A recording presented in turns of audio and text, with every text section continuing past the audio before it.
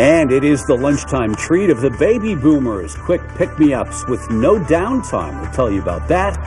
In Business Las Vegas is next. Dana Gentry and Jeff Gillen take a look at Nevada's movers and shakers. This is In Business Las Vegas. The fountain of youth is just a lunch hour away. We'll tell you why baby boomers are putting off going under the knife in favor of some quick fixes.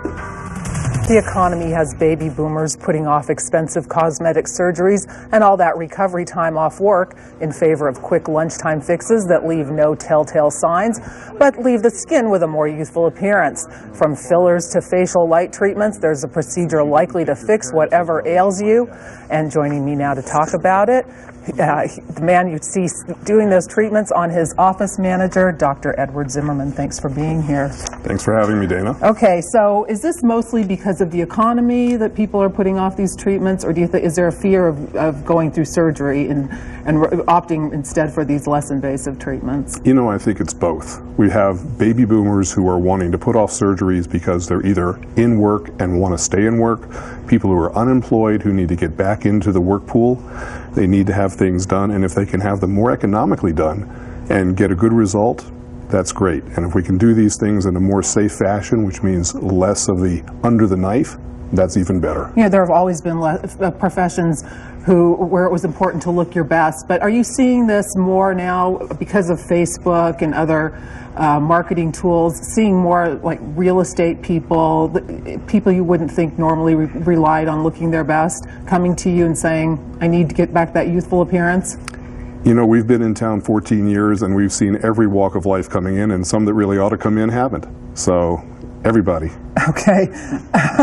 You know, whenever I talk to doctors, they always say the people who do the Botox, the medical spas, they're really not that big of a competitor because you end up not doing that much Botox. But the people who come in for the temporary fixes like this, do they eventually opt to go to you and say, give me the surgery, it's time to go under the knife?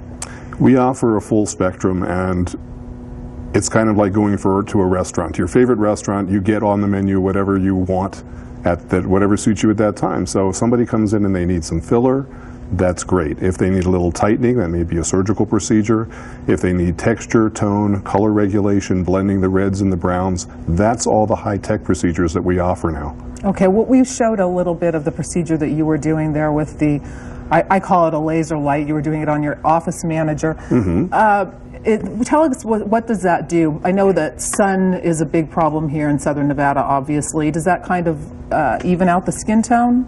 Correct. What we offer is we have a platform by Alma Lasers.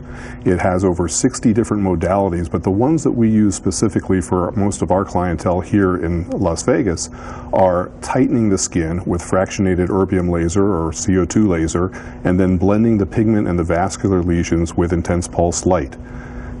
What does that mean? Okay. What is that going to do for me? Is it going to take away my skin damage from the sun from laying out all those years? Yes. So you're going to get tightening and toning, so you're going to get thickening of the skin that's gone lax and has lost its elasticity from the sun damage. And then you're going to blend the pigmented lesions, the sunspots, the age spots, the barnacles of life, and the broken blood vessels, and you're going to blend them together and make many of them disappear entirely. Okay. You know, there was this big controversy last year, about a year and a half ago, about medical spas using medical assistants, and some of the medical practices also using medical assistants in their practices. That's expected to come up this year at the legislature. Would you like to see the state regulate medical assistants so that you could use them in your practice freely? You know, that's a complex question for minds that are far brighter than mine. I'd love to see some way that we can ensure that the people who utilize these instruments are well educated and using them in a safe fashion. Okay, that's all the time we have, Dr. Zimmerman. That'll be the last word.